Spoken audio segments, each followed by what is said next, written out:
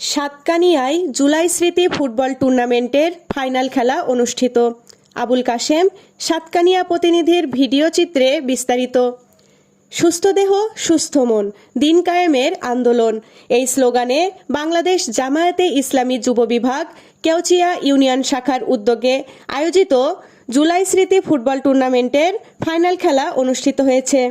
22 August 2025 শুক্রবার বিকেলে কেওচিয়া উচ্চ বিদ্যালয় মাঠে অনুষ্ঠিত ফাইনাল খেলায় মোহাম্মদ জাহেদ হোসেনের সঞ্চালনায় মোহাম্মদ নেসারুল হকের সভাপতিত্বে প্রধান অতিথি হিসেবে উপস্থিত ছিলেন চট্টগ্রাম 15 আসনের জামায়াতে ইসলামীর মনোনীত সংসদ সদস্য মজলুম জননেতা আলহাজ শাহজাহান চৌধুরী।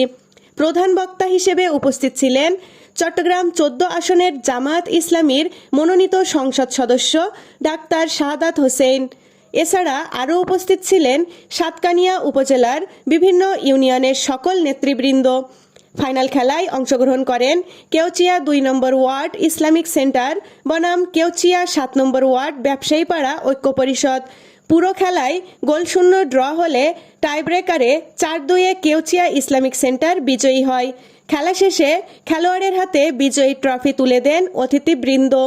এছাড়াও কমিটির পক্ষ থেকে শুরু থেকে প্রত্যেক দলের খেলোয়াড়ের মধ্যে ম্যান অব দ্য ম্যাচ পুরস্কৃত করেন।